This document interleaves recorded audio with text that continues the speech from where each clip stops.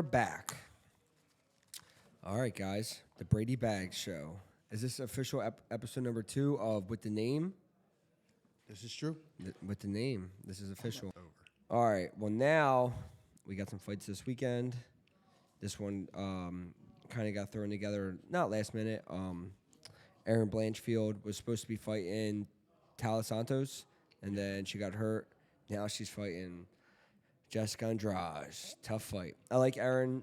We were there live when she fucking beat the fuck out of Molly McCann. And, bro, I felt bad for this girl. She's from I think she's from Jersey. Mm-hmm. She walked out. She got booed. And Molly McCann's from fucking another country. I'm like, these motherfuckers. And then then she got her in the crucifix and finished her.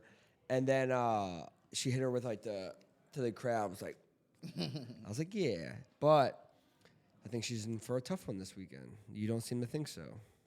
Yeah, I'm on the opposite side of the fence here. I think it's obviously a tough fight, but I think she's young, she's hungry, she's never had a title shot, and I don't think Andrade can beat the champion. So I think Blanchfield has a really good wrestling game. Whether or not she's strong enough to implement it, I'm gonna go with the wrestler, because I do not think that Andrade is technical at all. She's just stronger than most of these chicks. Yeah. Yeah, I don't know, man. I just think Jessica Andrade is a fucking buzzsaw. And, bro, she's a beast. But she just did the Lauren, like, obviously it's Lauren Murphy. She's not the best. But if you look at who she's losing to, Valentina, Rose, and Whaley.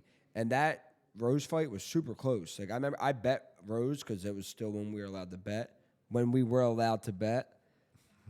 And I was nervous. I can't even log in.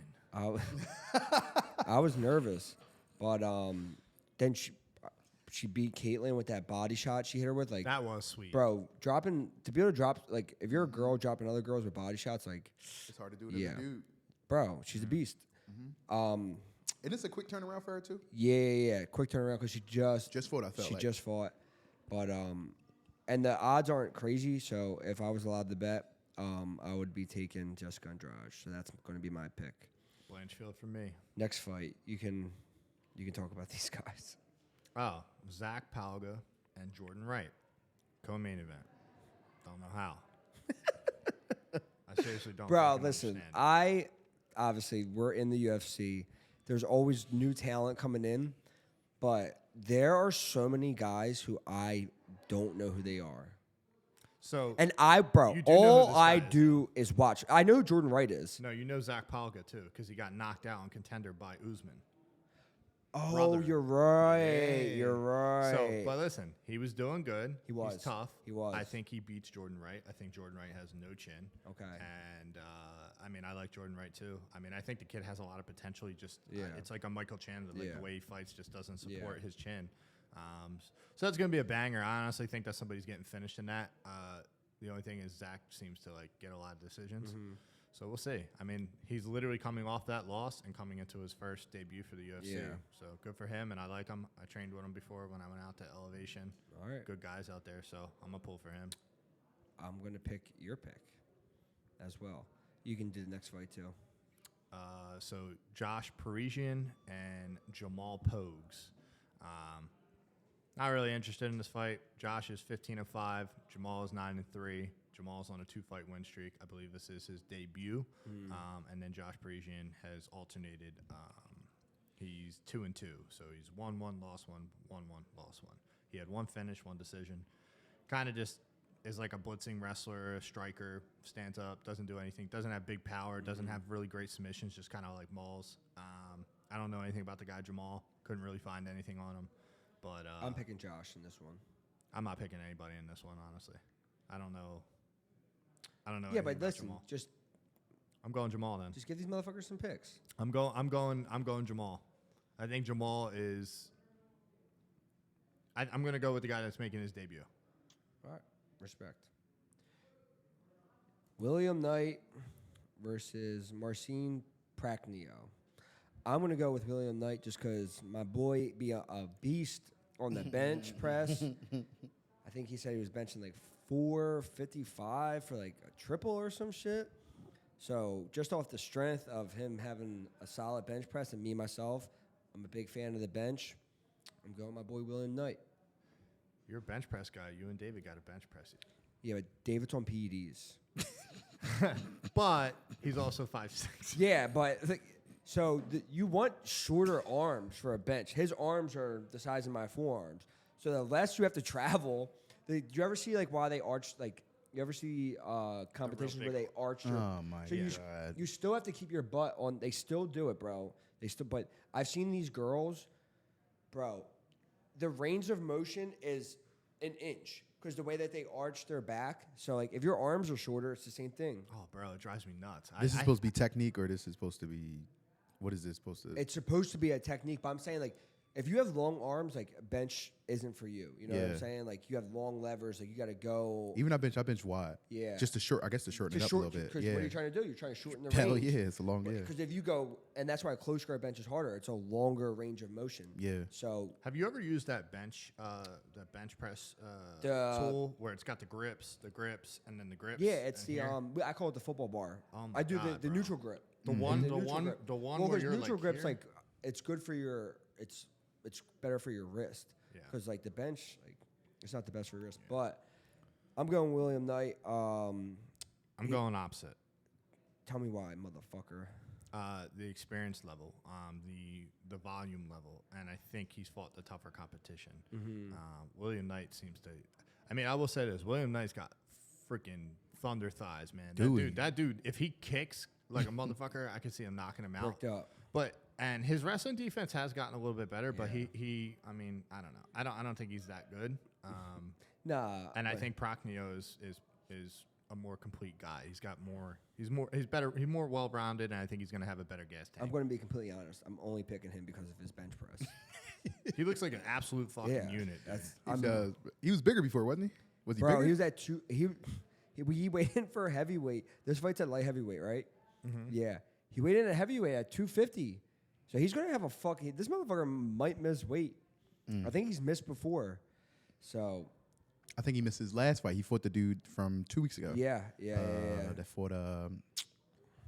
So. Not Spivak. Nah, the dude you took, he was like an underdog. Light skinned dude. What the hell was his name? Did he win? Nah. It was a good pick. Go ahead. I'll think about it. I'll think about it. All right. Either way, though, next fight is a good fight. Jim Miller. Why is this not the co-main event? That's why I want to know. Jim Miller's been putting in work. Bro. Yeah, he's on a 3-fight win streak. Yeah, he's been putting in work. Jim Knocked Miller out versus Mata. Alexander Hernandez.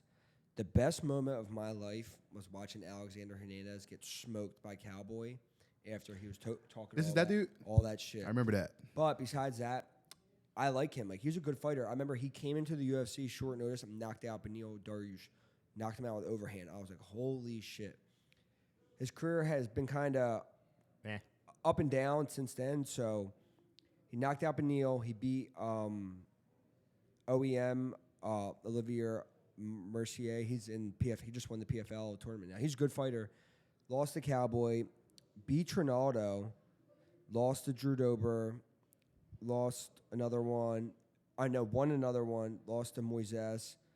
Beat another guy, and then he lost to Moicano, and he went down to 145, and then he lost to Billy Q. Billy Q's good, though. Yeah. But I originally picked Alexander Hernandez.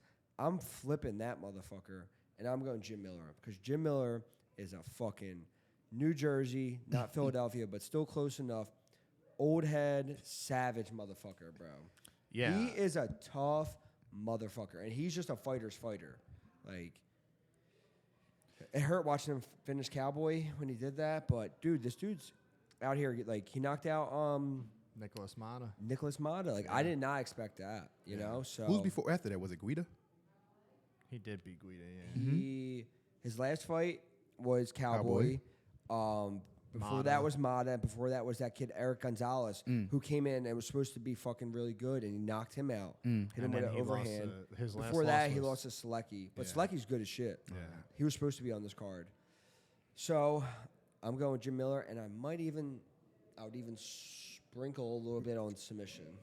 I think I'm gonna go with Hernandez because I think he's fast as shit. He's amazing when he's not tired. Bro, he's a good athlete. Not amazing, but He's good. really He's a very good athlete.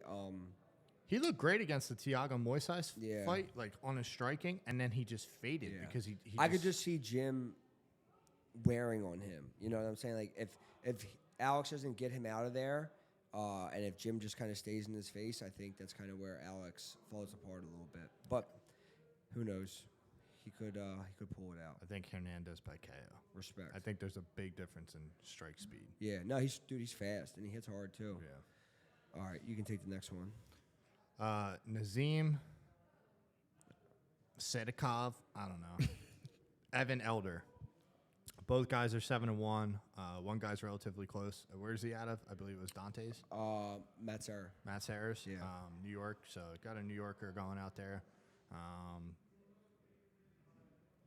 Don't really know a lot about these guys. I guess this is Nazim's debut, so good for him for getting in the UFC. Congratulations on that. He's a local guy, so that's exciting to see. I watched his fight on the Contender. He's good. He's tough. Yeah, he's tough. And then Evan Elder has a decent bit of knockout, so it's interesting. I think it's going to be a decision type fight. They don't really like. I think Nazim is more of like a grappling style. Doesn't really get a lot of finishes. So it's going to be interesting to see that. But I think I'm going to go Nazim though, just because he's a hometown guy. I'm also going Nazim. Like I said, I watched his Contender fight. I think he's really good. He's 7-1. He lost his debut, and then he went on a 7-fight win streak. So, yeah. Outside of that, OSP, OSP, and Philipe Lins. Is that how you say it? Felipe Lins. Felipe Lins. So Felipe won. He won the PFL tournament. Like I think he was there. He won the heavyweight. I think he won the heavyweight tournament. Let me see. Yeah, I'm like 900%. Wait, Yeah. He won the tournament championship. I think I might have just forgot something. He won the championship in 2018. Came into the UFC, lost to Andre Arlovski, lost to Tanner Boser. He beat Marcin Prachnio, whatever this dude's name is, and now he's fighting OSP. Did you see the amount of canceled bouts he's had? Yes. That is For what, though? ridiculous. Don't say. Dontel Mays, Ben Rothwell, OSP, another guy. Then he had 2 more canceled bouts after a win, and now he's fighting OSP. That's crazy. So if this guy makes it to the fight, who are you picking? I'm going to go Felipe.